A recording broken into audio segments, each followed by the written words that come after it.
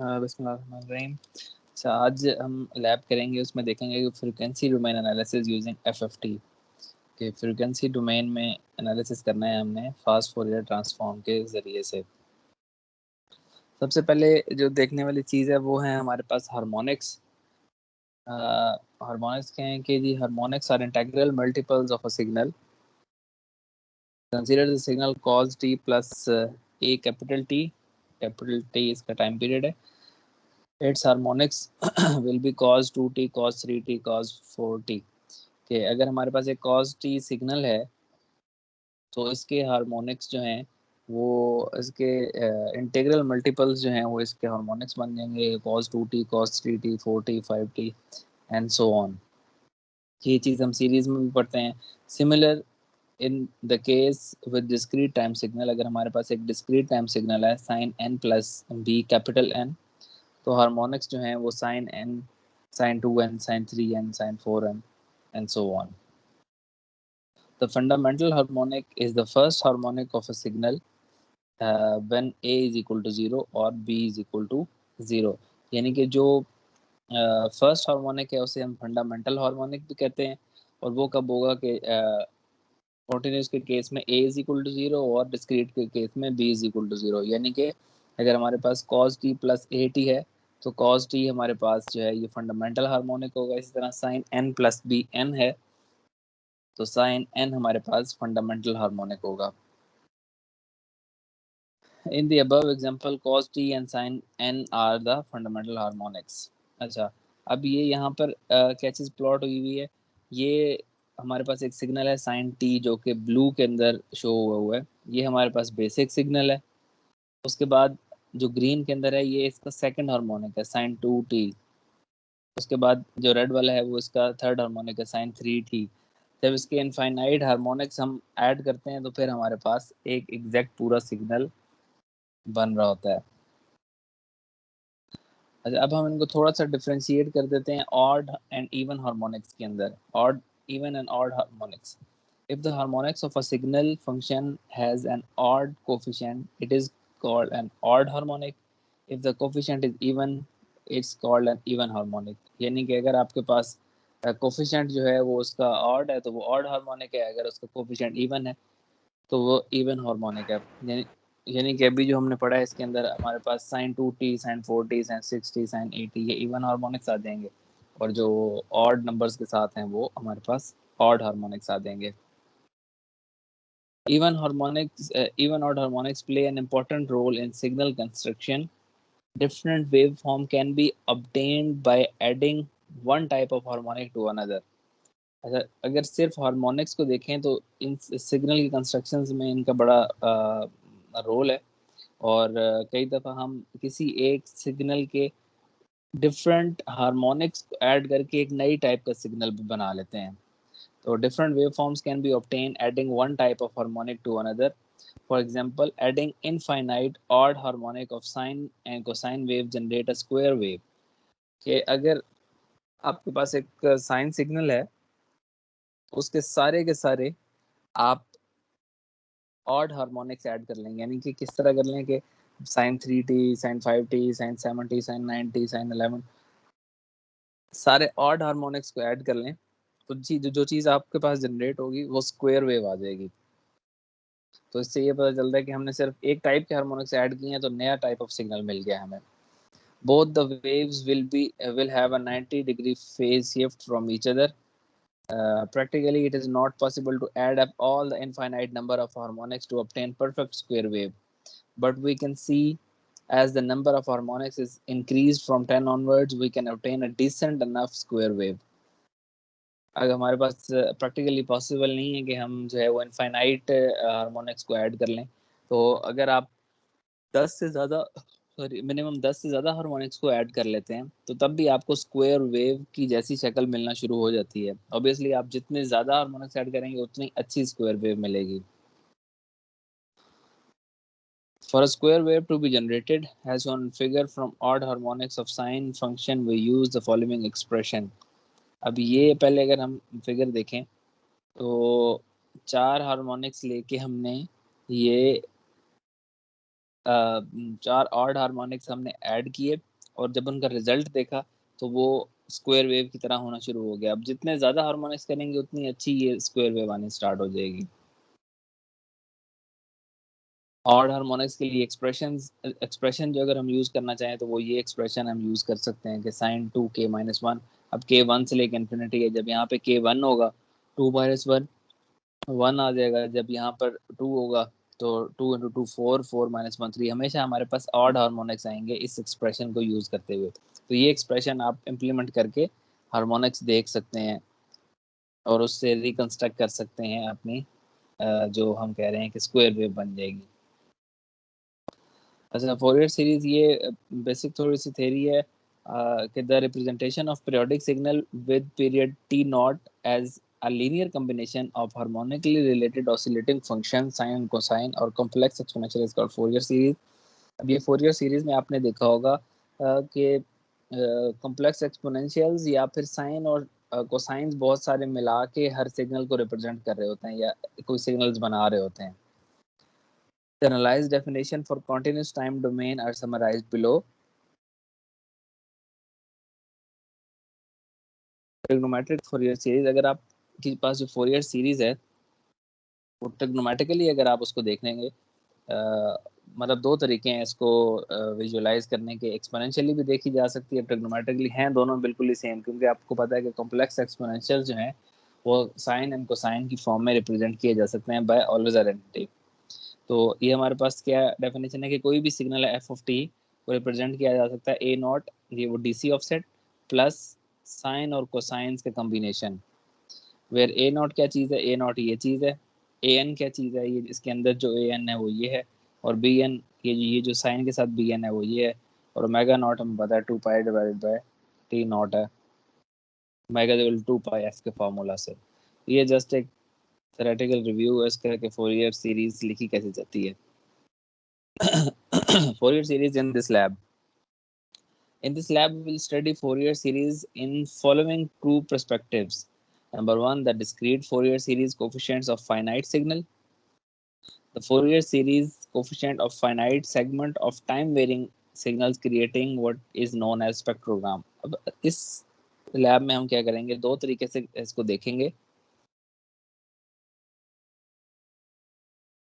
एक तो हम फोरियर सीरीज कोफिशिएंट्स देखेंगे सिग्नल के, और दूसरा ये है कि हम स्पेक्ट्रोग्राम देखेंगे कि किस तरह से बनता है। ऊपर हमने कॉन्टिन्यूस टाइम फोरियर सीरीज की एक्सप्रेशन लिखी साइन और कोसाइन की फॉर्म में। अब डिस्क्रीट फोरियर सीरीज की एक्सप्रेशन लिखी है साइन और कोसाइन की फॉर्म में कि कोई भी एक्स ऑफ एन है वो किस तरीके से अगर तमाम ऑड एंड्स के लिए क्या एक्सप्रेशन बनाई है और इवन एंड्स के लिए क्या एक्सप्रेशन बनाई है। डिस्क्रीट फोरियर सीरीज किस तरह से लिखी जा सकती है। अच्छा, फ्रीक्वेंसी डोमेन रिप्रेजेंटेशन या मैग्नीट्यूड स्पेक्ट्रम भी इसे कहते हैं। अब इसमें क्या हो रहा है, इसमें हम कोई भी सिग्नल लेंगे और उसमें ये चीज रियलाइज करने की कोशिश करेंगे कि इसके अंदर स्पेक्ट्रम देखने की कोशिश करेंगे, फ्रीक्वेंसी के सब स्पेक्ट्रम के इसमें कौन कौन सी फ्रीक्वेंसीज जो हैं वो प्रेजेंट हैं। अब अगर यहाँ से पढ़ना स्टार्ट करेंगे, the frequency domain representation shows the frequency component of a signal. For example, x is equal to sine 2 pi ft. Since x has a frequency of 5 Hz, so frequency domain representation shows peak at this particular Hertz. Magnitude of any signal can be found by absolute command in MATLAB. अब यहाँ पर देखें हम कि ये हमारे पास expression थी x is equal to sin 2 pi ft. ये 2 पाई एफ जो है ये ओमेगा भी लिख सकते हैं। अगर हम यहाँ पे इसको ओमेगा कर लेंगे तो ये रेडियन पर सेकंड में फ्रीक्वेंसी दिखा रहा होगा। तो यहाँ पे ओपन करके लिखा है साइन 2 पाई ft। तो यहाँ से हमें पता चला कि अच्छा ये एफ है और ये हर्ट्ज में है क्योंकि 2 पाई की फॉर्म में गिवन है। अब अगर हम इस तरह का एनालिसिस कर सके मैटलैब के अंदर कि इस सिग्नल को टाइम डोमेन में प्लॉट करें, जैसे यहाँ पे राइट में प्लॉट किया गया साइन 2 पाई ft को, और जब हम इसका फ्रिक्वेंसी डोमेन रिप्रेजेंटेशन करें तो फ्रिक्वेंसी डोमेन रिप्रेजेंटेशन के अंदर एक मिनट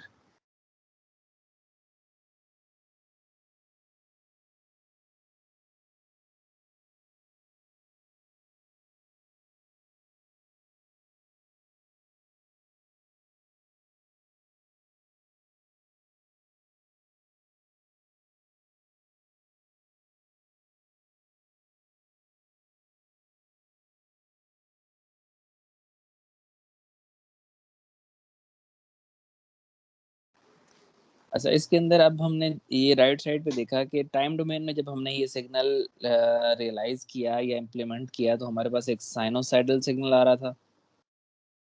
इस साइनोसाइडल सिग्नल को देख के कोई बंदा ये नहीं कह सकता, लेट से आपको इस एक्सप्रेशन करना पता हो, आपके पास सिर्फ ये एक सिग्नल है। अब इस सिग्नल को देख के कोई ये नहीं बता सकता कि इसमें कौन कौन सी फ्रीक्वेंसी जो है वो प्रेजेंट है। तो ये हम मैग्नीट्यूड स्पेक्ट्रम में देखने की कोशिश करेंगे कि कोई भी सिग्नल हमारे पास आ जाए तो उसके अंदर हम ये देखें कि यार इसके अंदर कौन कौन सी फ्रिक्वेंसी मौजूद है। तो ये जो रिप्रेजेंटेशन हुई है, इस रिप्रेजेंटेशन का कोड यहाँ पर गिवन है। इसके अंदर ये चीज़ें आपको आती हैं, जो CLC किया हुआ है, टाइम एक्सेस बनाया हुआ है, साइन वो बनाया हुआ है, सिग्नल बनाया हुआ है, दो सब प्लॉट्स बनाए हुए हैं, लेबल किया हुआ है। ये लाइन वेट्स और आर का मतलब है कि रेड कलर में बनाए, और लाइन वेट 3 का ये होना चाहिए ग्राफ, जरा मोटा उसके ऊपर स्केच हो ताकि इजीली रीडेबल हो। एक्स लेबल है, वाई लेबल है, टाइटल है, रिप्रेजेंटेशन है, ग्रिड है। अच्छा, अब एक्स एक्सिस के अंदर चूंकि जो फ्रिक्वेंसी डोमेन, जब आपने थेरेटिकली इसको देखा होगा, फ्रिक्वेंसी डोमेन स्केच किया होगा, तो ये मिरर होता है 0 हर्ट्ज के अराउंड। मतलब अब यहाँ से लेट से -4 या -5 हर्ट्ज की वो मतलब सिग्निफिकेंस हम नहीं है, हम सिर्फ इसको पॉजिटिव में देख लेते हैं। लेकिन ये हमेशा जो है इसका वाई एक्सिस के गिर्द मिरर हमारे पास वो बनता है। तो मैटलैब को तो ये सारी चीज़ें बतानी पड़ती हैं कि हमें इस तरह का सिग्नल इस तरह रिप्रेजेंट करना है। तो इसलिए ये जो हमने इसका फ्रिक्वेंसी एक्सिस बनाया है, उसमें हमने length of two minus length of two से लेके लेंथ ऑफ टू तक बनाया, और -1 इसलिए कर दिया कि एक जीरो का पॉइंट भी बीच में आता है। अच्छा, अब यहाँ पर ये FFT की कमांड जो है, ये फोरियर फास्ट फोरियर ट्रांसफॉर्म ले रही है। इसका फास्ट फोरियर ट्रांसफॉर्म लेने के बाद इसको यहाँ पे प्लॉट किया, प्लॉट करके यहाँ से एग्जैक्टली अब यहाँ पे इस x की जगह मैं अगर कोई और सिग्नल डाल दूँ, ठीक है, साइन की जगह कॉस डाल दूँ या कुछ कुछ इस तरह कर दूँ, दो फ्रिक्वेंसीज डाल दूँ, तो हमें यहाँ पर पीक्स उसी जगह पर नजर आएंगी। यानी कि फ्रिक्वेंसी डोमेन रिप्रेजेंटेशन के लिए हमें ये कोड इस्तेमाल करना पड़ेगा। Note FFT shift is used for visualizing the Fourier transform with a zero frequency component in the middle. FFT shift इसलिए इस्तेमाल होती है कि ये जो मैंने जिस तरह बताया कि मिरर्ड हमें मिलना चाहिए, कि जीरो के राइट साइड पे भी और लेफ्ट साइड पे भी, दोनों साइड्स पे फ्रीक्वेंसी के कंपोनेंट्स एक दूसरे का मिरर होना चाहिए। इसलिए FFT शिफ्ट की कमांड एक बिल्ट इन कमांड है जो हम यूज कर लेते हैं। Fourier analysis of a periodic signal. Fourier series provide an alternative way of representing data. Instead of representing the signal amplitude as a function of time, we represent signal by how much information is contained at different frequencies. Normally तो अभी तक हम ये देखते थे कि time domain में signal के अंदर क्या क्या इन्फॉर्मेशन है, लेकिन इसने फोरियर ने हमें एक और तरीके का रिप्रेजेंट करने के दिया जिसमें हम फ्रिक्वेंसी की कंट्रीब्यूशन देखते हैं। If you ever watched the blinking light on a stereo equalizer, then you have seen Fourier analysis at work. The light represent whether the music contains a lot of bass, treble. Fourier analysis allow you to isolate certain frequency ranges. वो आपने अक्सर कई movies वगैरह में भी उसमें देखा हो, वो जो डीजेज होते हैं वो कंट्रोल कर रहे होते हैं उसकी सारी फ्रिक्वेंसीज और बेस वगैरह सारा कुछ। तो उसके कॉरेस्पॉन्डिंग जो है ना, एक लाइव लाइट्स का स्पेक्ट्रम बन रहा होता है कि जब ज़्यादा आवाज़ होती है ज़्यादा लाइट आ जाती है, ज़्यादा कम आवाज़ होती है। तो वो बेसिकली फ्रिक्वेंसी से उन्होंने लिंक किया होगा, जब हाई फ्रिक्वेंसी आती है तो वो ज़्यादा ब्लिंक करना शुरू हो जाता है, जब कम फ्रिक्वेंसी आती है तो कम फ्रिक्वेंसी से कम लाइट आ जाती है। तो वो बेसिकली उन्होंने फोरियर निकाला होता है उसका साउंड का, डायरेक्ट वो फ्रिक्वेंसी की इंफॉर्मेशन उससे एक्सट्रैक्ट करके उसकी बेस पर डिसीजन कर रहे होते हैं। This document will describe some of basic Fourier series and will show you how you can easily perform this analysis in MATLAB. While MATLAB makes it easy to translate a signal from time domain to frequency domain, one must understand how to interpret data in the frequency domain. MATLAB बहुत आसानी से हमें signal उस form में दे देता है, लेकिन हमें ये पता होना चाहिए कि हमने रिप्रेजेंट या इंटरप्रेट कैसे करना है MATLAB के अंदर डेटा। अच्छा, trigonometric Fourier series of periodic signal, ये ट्रिग्नोमेट्रिक फोरियर सीरीज है पीरियोडिक सिग्नल के लिए। इक्वेशन नंबर ए के अंदर इसके ए के की क्या डेफिनेशन है कोफिशिएंट्स की, उसकी ये डेफिनेशन है, बी के की ये डेफिनेशन है। ये थ्योरेटिकली बाय थ्योरी इक्वेशंस लिखी हुई हैं। तो इस एफ एफ टी को जब हम रियलाइज करके चेक करते हैं तो इस तरह का कुछ हमारे पास स्क्वायर वेव टाइप फंक्शन बनता है। अच्छा, by using the information we can find the values of a0, ak and bk respectively, which gives us इस सिग्नल को देख के हम ए के और बी के की वैल्यूज निकाल रहे हैं। यहाँ से हमें ए नॉट पता चल गया कि ये हाफ है, और ए नॉट हमें इस तरह से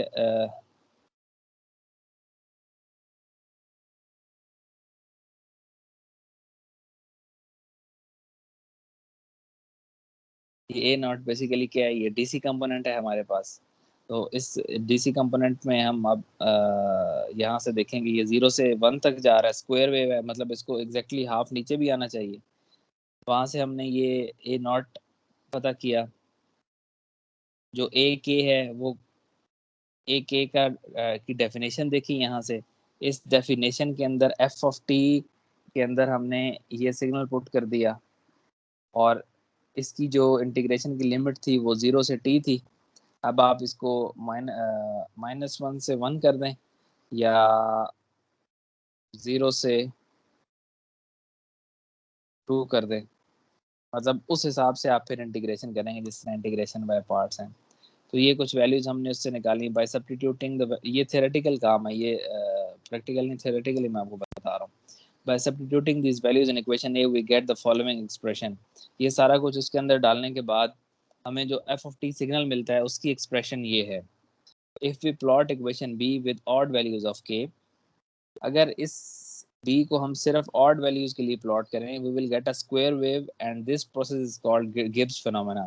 greater the number of harmonics better will be the square wave. तो अगर आपसे कभी कोई ये पूछ ले कि भाई ये गिब्स फिनोमेना क्या चीज़ है, तो वो ये है कि हम जो हमारे पास सिग्नल एफ ऑफ टी है, इसकी हम सिर्फ ऑड वैल्यूज ऑफ के के लिए अगर हम इस इक्वेशन को प्लॉट करके जो रिजल्ट हासिल करते हैं वो हमारे पास गिब्स फिनोमेना होता है। तो अगर हम इसके सिर्फ ऑड हार्मोनिक्स ऐड करेंगे तो हमारे पास स्क्वायर वेव हमें मिल जाएगी।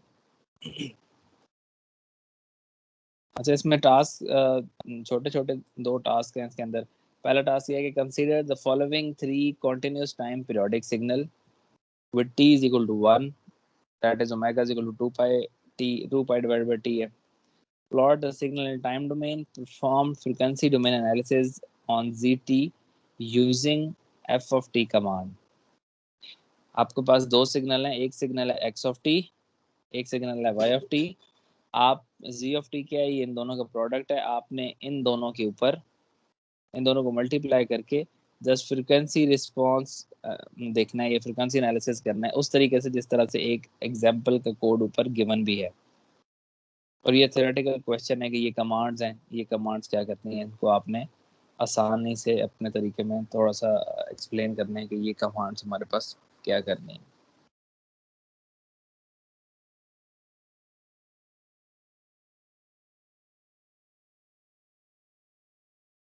अब भी आप लोगों का कौन सा वीक चल रहा है? 13 14 सर 14 सर 14 वीक है। अच्छा, सही।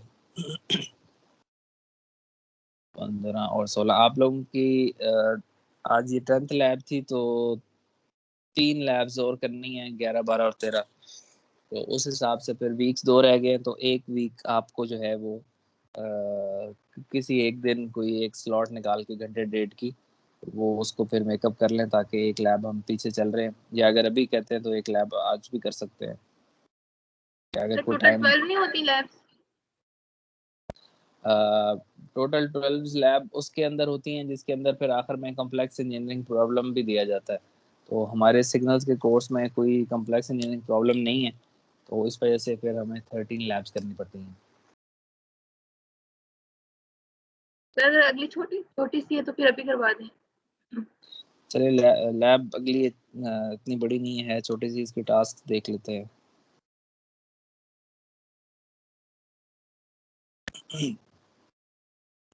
अच्छा, ये लैब है हमारे पास, बल्कि ये थोड़ी सी बड़ी है, तो पहले इमेज प्रोसेसिंग वाली लैब भी कर लेते हैं।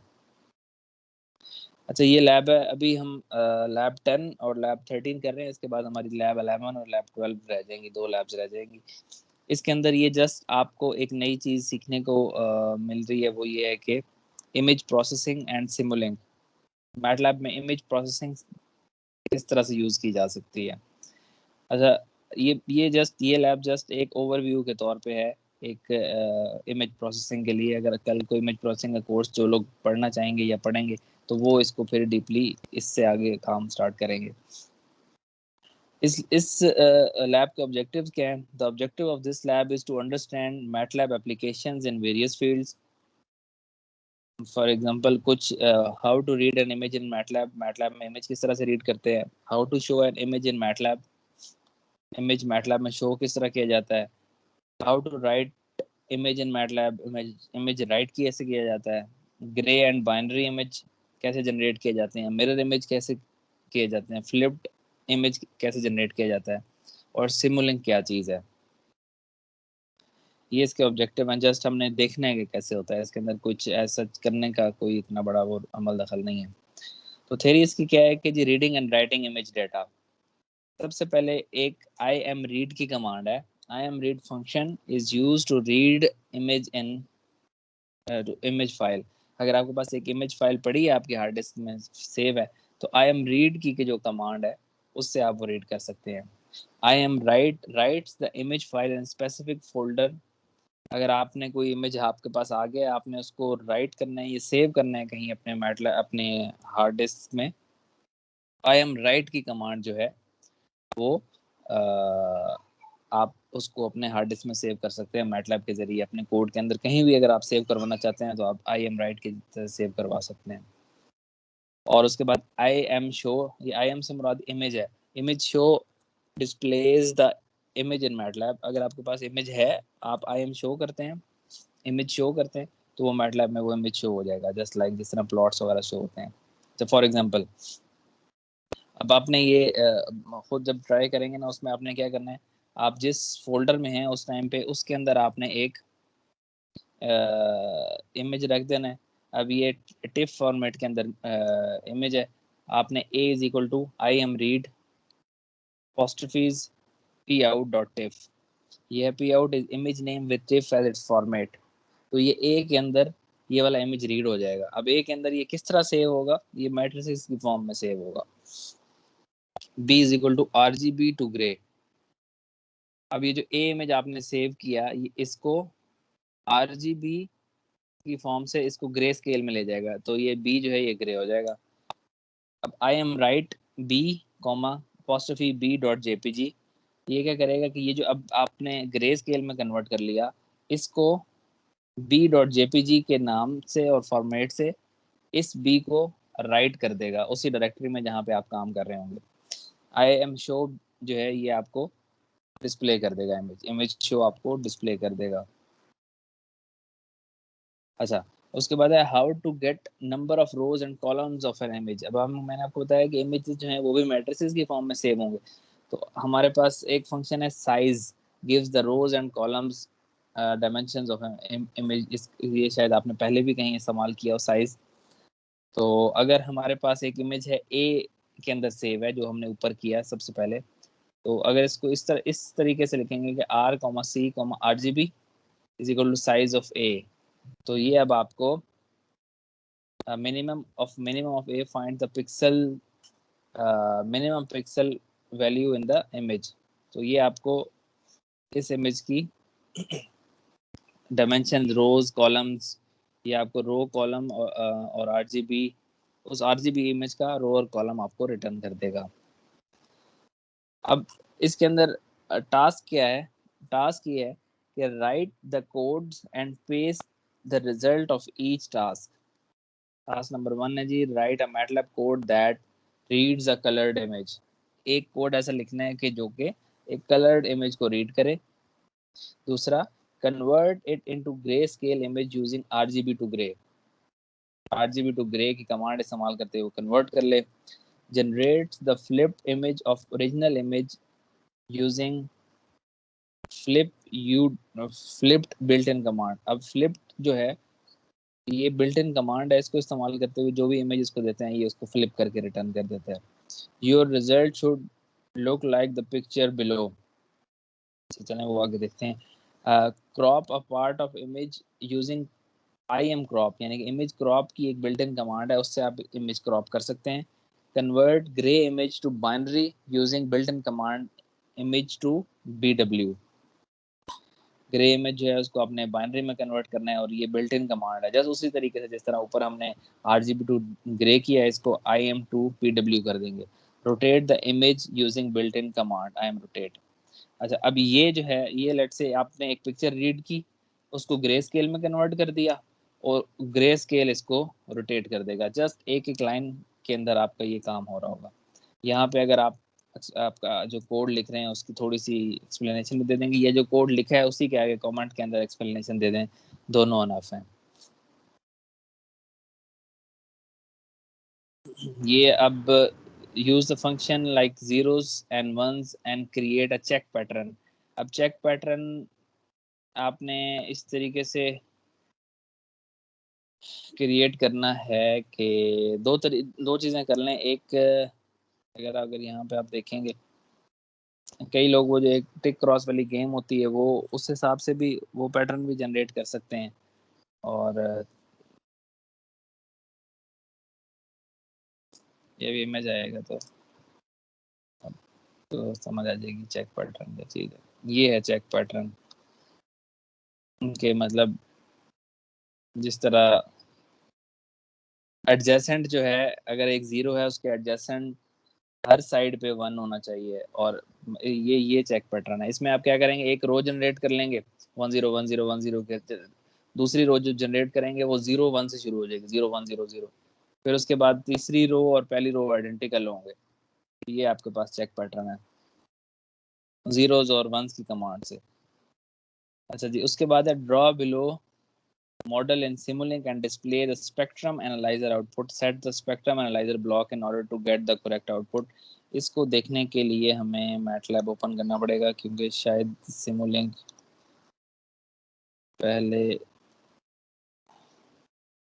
अच्छा, अब हमारे पास जो Simulink है, Simulink क्या चीज़ है? Simulink जो है ये आप समझ लें कि एक डिफरेंट सिस्टम्स को मॉडल करने के लिए MATLAB के अंदर एक बिल्ट इन मॉड्यूल है जो कि मतलब कह लें कि ग्राफिकली चीज़ें उसमें नज़र आती हैं। जिस तरह ये जो सिमुलिंक मॉडल बना हुआ है इसमें क्या हो रहा है, इसमें मैंने 1 2 3 4 सोर्सेज लिए हुए हैं, 4 साइन वेव्स हैं। इसको जब डबल क्लिक करते हैं, अभी मैं आपको एक दफ़ा करके दिखाता हूँ, इसकी प्रॉपर्टीज़ वगैरह हम देख सकते हैं। ये आती हैं सीधी इसके अंदर। ये क्या, ये एक समर ब्लॉक बना हुआ है कि इसके अंदर जो भी सिग्नल आ रहे होते हैं वो सारे सम हो जाते हैं। तो ये जो समड सिग्नल आगे हमारे पास जा रहा है ये FFT का ब्लॉक है। ये क्या करता है, ये फास्ट फोरियर ट्रांसफॉर्म कंप्यूट करता है। जिस तरह हम कोड में करते थे ये जैसे उसी तरह डब्बों के अंदर ग्राफिकली कर रहे होंगे। और उसके बाद इसके आगे स्पेक्ट्रम एनालाइजर गिवन है कि इसका जो स्पेक्ट्रम है ये इसकी जो फर्स्ट की ये कह लें कि इसकी जो आउटपुट आई है उसको एनालाइज करने के लिए हम ये स्पेक्ट्रम एनालाइजर की स्कोप लगा के इसको ऐड करते हैं। तो यहाँ पे आपने इस टास्क में क्या करना है, इससे मिलता जुलता मैं अभी आपको करवा देता हूँ। वो आपने ये करना है कि draw the below model in Simulink and display spectrum analyzer output। Set the spectrum analyzer block in order to get correct output। तो spectrum analyzer हमने इसमें देखना है।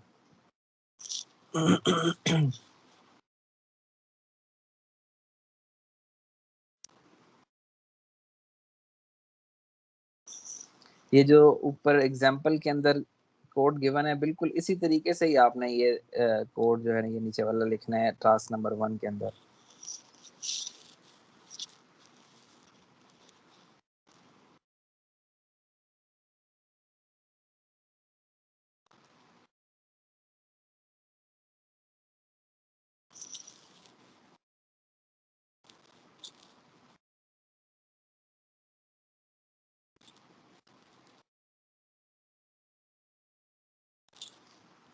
अच्छा, सिमुलिंक चलाने के लिए जब आपका मैटलैब जो है वो ओपन हो जाए तो आपने कमांड विंडो के अंदर लिखना है सिमुलिंक लिंक, ये लिंक एंटर कर दें, या ऊपर ये आपको एक सिमुलिंक नजर आ रहा होगा कुछ लोगों को, इस पे क्लिक करने से भी सिमुलिंक जो है वो ओपन हो जाएगा। ये थोड़ा सा जरा हैवी ब्लॉक है, तो कंप्यूटर जो है वो आपका थोड़ा सा स्लो हो जाएगा, लेकिन वंस जब सिमुलिंक पूरा ऑन हो जाए तो उसके बाद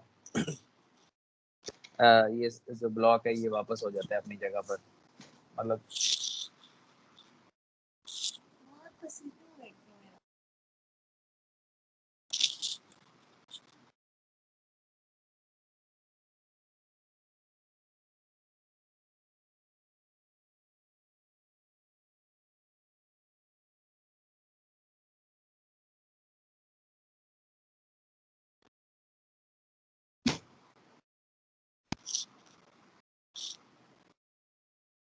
जब आपने सिमुलिंक का बटन दबा के इसको एंटर किया है तो यहाँ पे बिजी आ जाएगा आपका लिखा हुआ, यानी कि ये प्रोसेस कर रहा है कि सिमुलिंक ऊपर हो रहा है। जिनके पास अच्छे प्रोसेसर्स हैं उनका थोड़ा सा कंप्यूटेशन टाइम कम हो जाएगा, लेकिन ये ओपन होने में थोड़ा सा टाइम लेता है।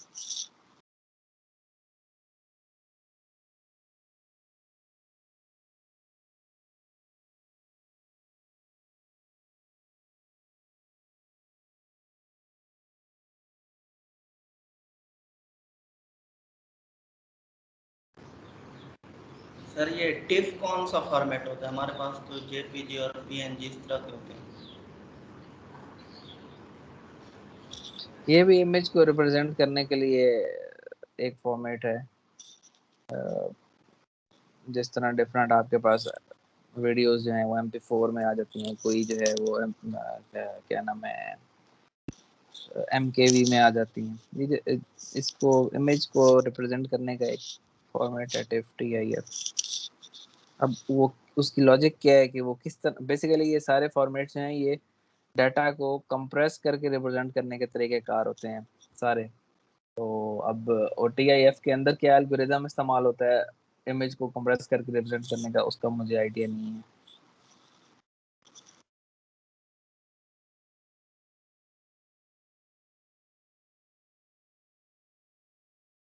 आपको नेट से अगर आप टिफ डाउनलोड कर लेना कि टिफ.टिफ एक्सटेंशन लिखिए, तो आपको एक दो इमेजेस मिल जाए, काफ़ी सारे मिल जाएंगे, उसमें से कोई एक आधा डाउनलोड करके आप अपने कोड के लिए इस्तेमाल कर सकते हैं। या फिर आप पेंट में कोई भी इमेज खोलें और उसको सेव एज करके या एक्सपोर्ट करके आप उसको भी .टिफ में सेव कर सकते हैं।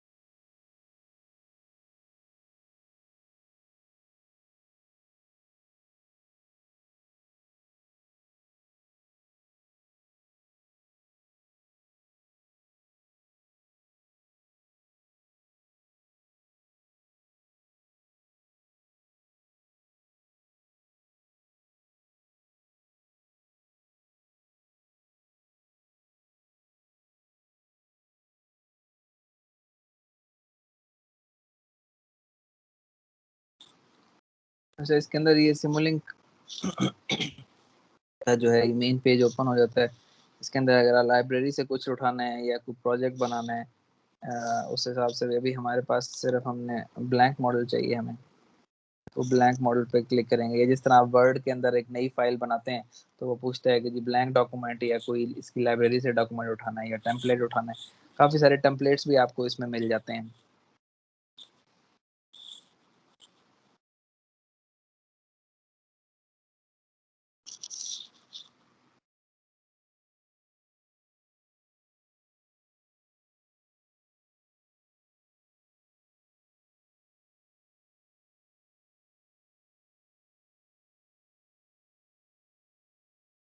सर ये साइमोलिंक जो है बेसिकली इमेजेस के यूज होता है?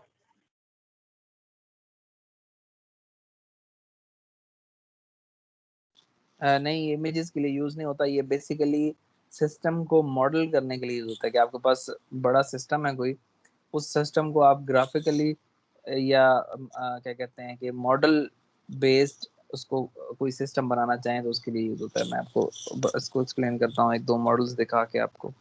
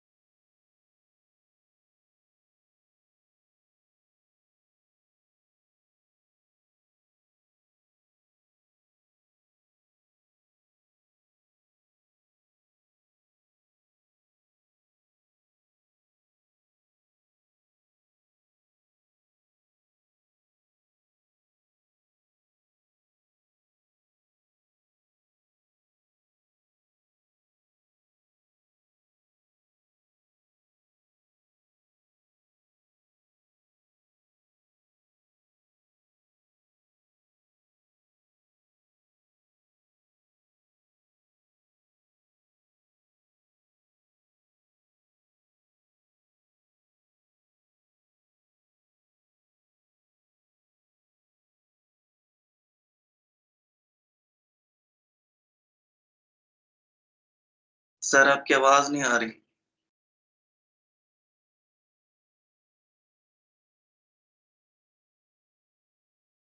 अच्छा, ये मैं ये कह रहा था कि आप अपने मॉडल के अंदर कोई भी चीज़ जो रखना चाहें, मतलब डिफरेंट मॉडल्स के लिए हम यहाँ पे क्लिक करते हैं लाइब्रेरी ब्राउज़र पे, तो हमें वो चीज़ें नज़र आती हैं जो कि हम इसमें लगा सकते हैं अपने मॉडल के अंदर। एक हमें समर चाहिए, इसको राइट क्लिक करके ऐड टू मॉडल कर दें, ये आपके मॉडल में आ गया। सेटिंग इसकी बाद में करेंगे। अभी सिर्फ चीज़ें हम रख रहे हैं। इसी तरह इंटीग्रेटर, मल्टीप्लेक्सर, मतलब यू नेम इट, इसके अंदर वो मौजूद है। अच्छा, अब हम देखते हैं और हमें क्या चाहिए। साइनोसाइड सिग्नल, सिग्नल सोर्स चाहिए हमें। सोर्स में चलते हैं, सोर्स में चलते हैं। ये साइन वेव का सोर्स पड़ा हुआ है। बहुत बहुत सारे सोर्सेज पड़े हुए हैं, तो उसमें से हम इसको भी ऐड टू ब्लॉक कर देते हैं। तो हमें इसको भी हमने ऐड टू ब्लॉक कर दिया। हमें 4 सोर्स चाहिए, उसको भी कॉपी कर सकते हैं या आप 4 दफ़ा इसको ब्लॉक में दिला दें। 4 दफ़ा ये कर लिया, एक समर कर लिया। अब हमें चाहिए एक F50 ब्लॉक चाहिए। F50 ये डिफरेंट इसके ना, इसके अंदर बिल्ट इन मॉड्यूल्स हैं। मतलब ऐसे फजी लॉजिक अगर कोई बंदा इम्प्लीमेंट कर रहा है, फजी लॉजिक के इसके अंदर वो मौजूद हैं। कोई बंदा अगर लेट से DSP का काम कर रहा है, DSP के टूल बॉक्स के अंदर जो है वो डिफरेंट फंक्शंस हैं।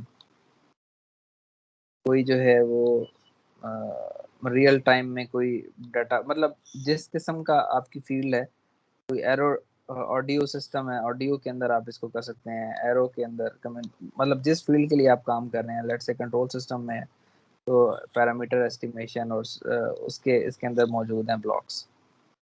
तो ये सूरत हाल है।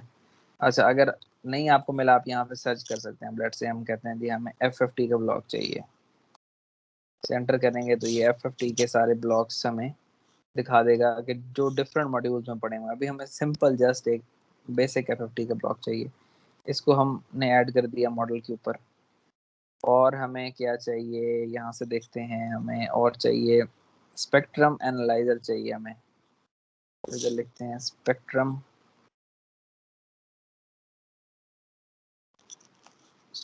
एनालाइजर।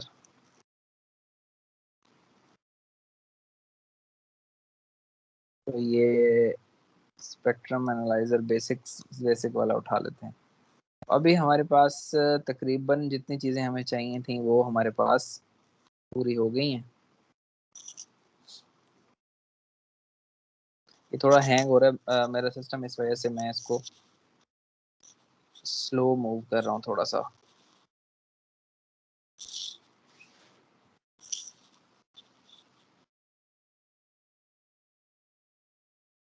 ये स्पेक्ट्रम एनालाइजर चाहिए हमें। स्पेक्ट्रम एनालाइजर से पहले हमें एक F50 चाहिए। उसके अलावा हमें साइन वेव्स चाहिए, sine wave 3, sine 2, sine 1, sine 0।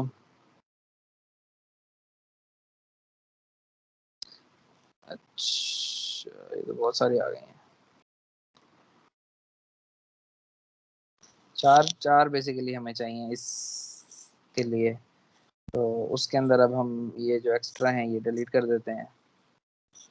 अच्छा, अब हमें ये चाहिए समर के अंदर। अब समर के यहाँ पे 2 इनपुट्स हैं, लेकिन हमें समर के लिए 4 इनपुट्स चाहिए। तो इसको आप डबल क्लिक करें, ये साइंस आ गए। अब इसके अंदर 2 पॉजिटिव साइंस का मतलब है कि 2 इनपुट्स हैं, इसके अंदर हम 2 पॉजिटिव और डाल देते हैं, ओके कर देते हैं। तो ये 4 इनपुट वाला समर बन जाएगा।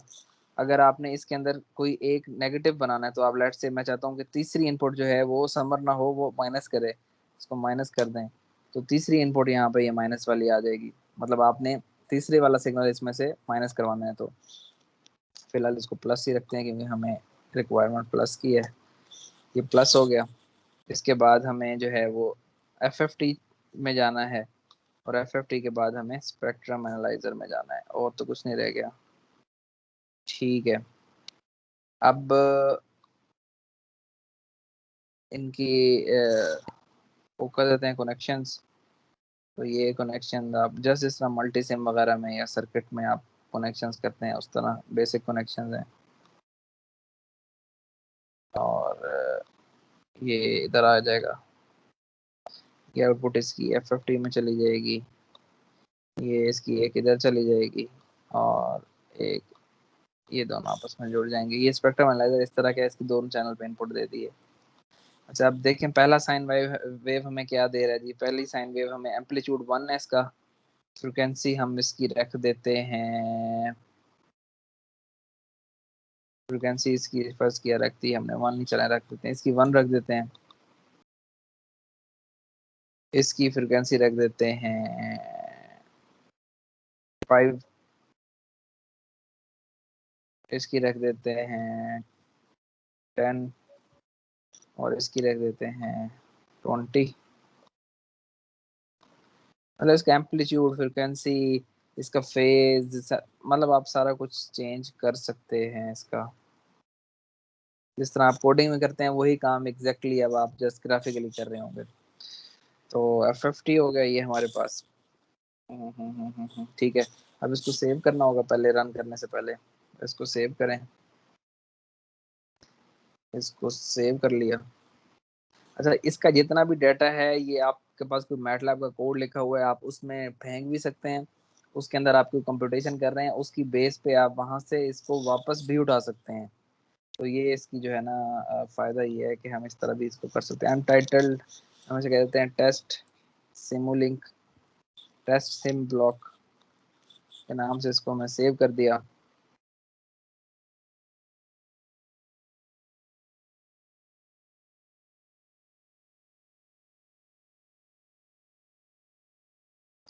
इसको सेव कर दिया और सेव करके इसको मैं करता हूँ रन। सर कोई 10 दफा क्लास से निकाल चुके हैं सर, चेंज कर दें सेटिंग। अच्छा, मैं कर देता हूँ।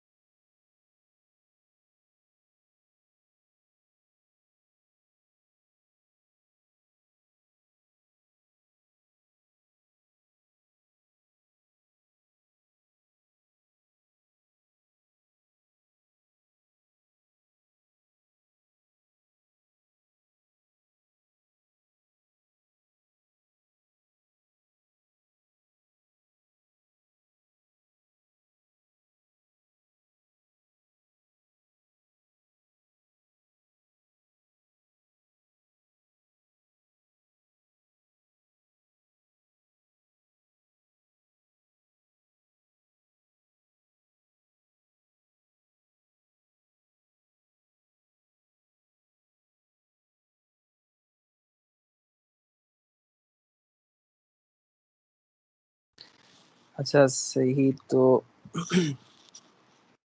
ये वैसे इन साइट में जाके मैं आज चेक करूंगा। उसमें डिजिटल एक्टिविटी चेक होती है सारी, इसकी क्या नाम है, जो भी मीटिंग में लोग होते हैं, फिर उसका फिर कोई अच्छा सा हल निकालते हैं। परेशान होना चाहिए आप लोगों को। अच्छा, बहरहाल इसको जब हमने रन किया यहाँ से, तो रन करने के बाद हमारे पास ये फिगर्स हमारे पास जो है वो स्पेक्ट्रम एनालाइजर की ये फिगर हमारे पास आई। अब ये स्पेक्ट्रम एनालाइजर की ये फिगर जो है वो इसका हमने एक जो है वो 5 रेडियन पर सेकंड पे रखा, एक 1 पे रखा, एक 1 पे रखा, एक 5 पे रखा, और एक 1020 पे रखा। इस तरीके से हमने कुछ इसकी फिगर्स ली। अब आपने ये करना है इसके अंदर कि ये ऑलमोस्ट वही चीज बन गई है जो यहाँ पर है। इसमें जब आप वो पहले वो वाली लैब करेंगे ना जिसमें हमने ऑडियो एफएफटी शिफ्ट और वो उन चीज़ों का इस्तेमाल किया था, अब उसको देखते हुए आपने इस ये जो फ्रिक्वेंसी एनालाइजर है, स्पेक्ट्रम एनालाइजर, इस स्पेक्ट्रम एनालाइजर के ऊपर जो है कह लें कि आउटपुट ला के देखनी है कि अगर हमारे पास यहाँ पर हमने जो साइन वेव्स दी हुई हैं,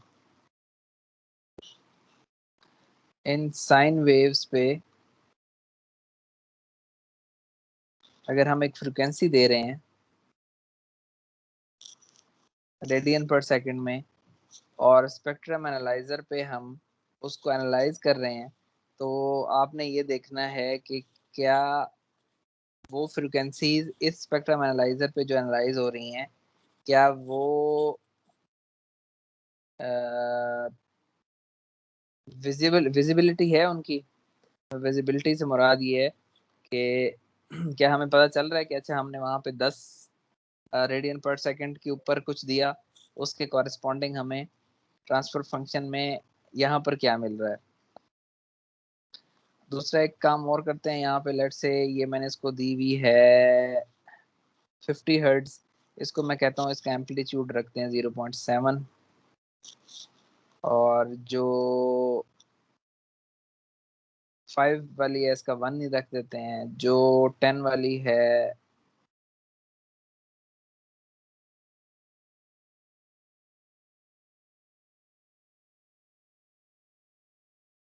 इसका एम्पलीट्यूड 10 रख देते हैं। अब डिफरेंट एम्पलीट्यूड के साथ रन करके इसको देखें, अगर एम्पलीट्यूड के साथ रन करके देखते हैं तो उसका क्या इम्पैक्ट आ रहा है यहाँ पे, तो ये आपने सिमुलिंक के अंदर थोड़ा सा चेक करना है। अच्छा, वो कोई पूछ रहा था कि इसमें किस तरह के मॉडल्स हैं। अब लेट से मैं आपको एक रिसेंट मॉडल आपको दिखाता हूँ।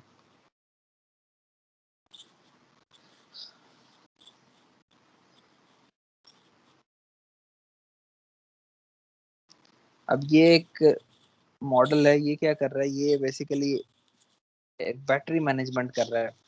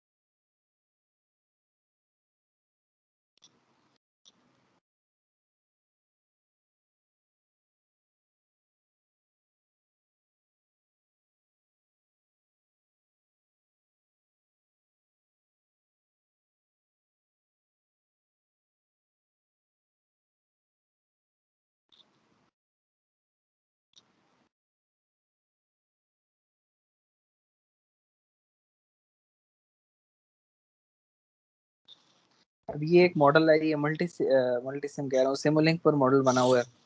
ये मॉडल क्या कर रहा है, ये बैटरी मैनेजमेंट कर रहा है।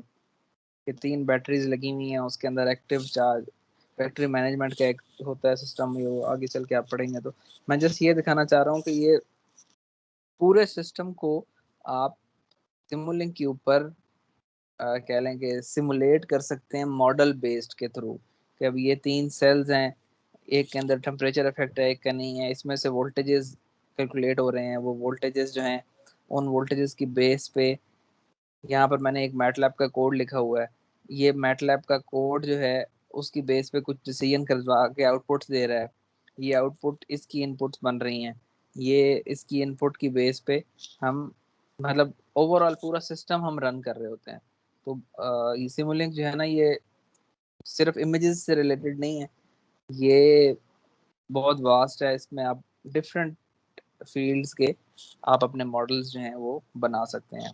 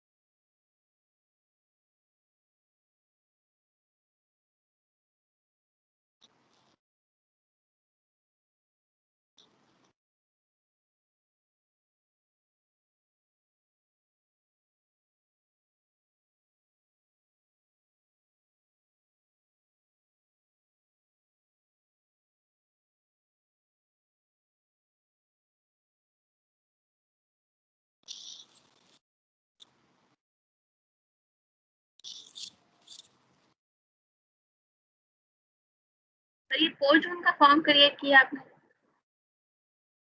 सॉरी। सर ये 4 जून का फॉर्म क्रिएट किया, आज तो 11 है।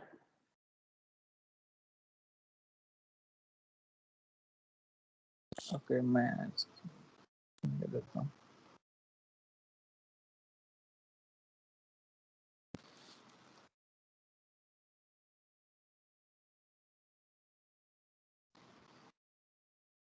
Thank you.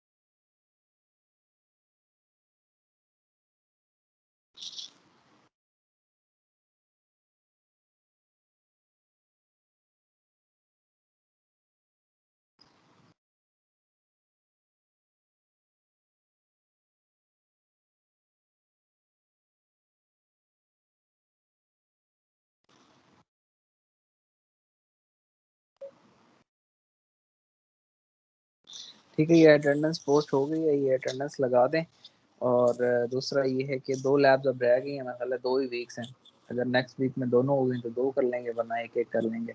उसके बाद मोस्ट प्रोबेबली आप लोग मेरे ख्याल है अब तो हालात माशाल्लाह बेहतर हैं। अब ऑन कैंपस मुझे लगता है आप लोग शायद आ जाएं कुछ अरसे के बाद। तो ये मैनुअल जो आप यहाँ पे सबमिट कर रहे हैं या अपना बना रहे हैं, तो ये अप टू डेट रखिएगा, क्योंकि जैसे ही आएंगे फिर आपको मैनुअल हार्ड फॉर्म में सबमिट करना होगा लैब के अंदर।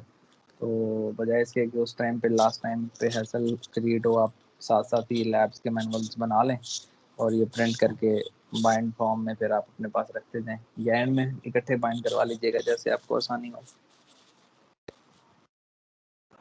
सर ये हैंड रिटन तो नहीं लिखना ना, इन्हें प्रिंट करा के सबमिट कराना है?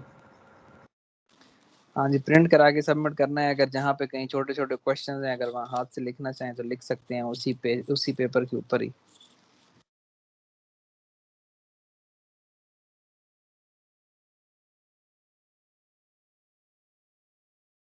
Okay sir.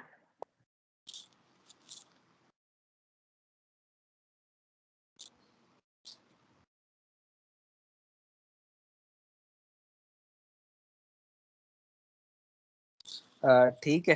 जो जो अटेंडेंस लगाते जा रहे हैं वो क्लास जो है वो लीव कर सकते हैं, और अटेंडेंस काइंडली लगा दीजिएगा इसी के अंदर ही। बाद में मेरे लिए इसके अंदर एडिट करना जो है वो बहुत मुश्किल होता है।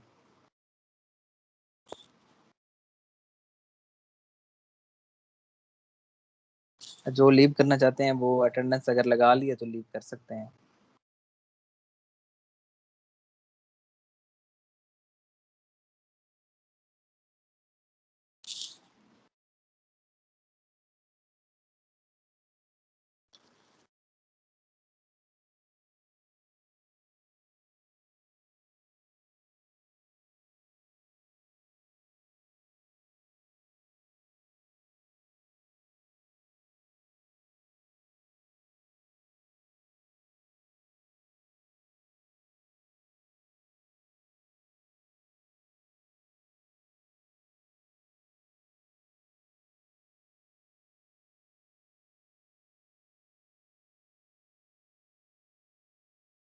सर रिकॉर्डिंग स्टॉप कर दें। रिकॉर्डिंग मैंने स्टॉप कर दी है।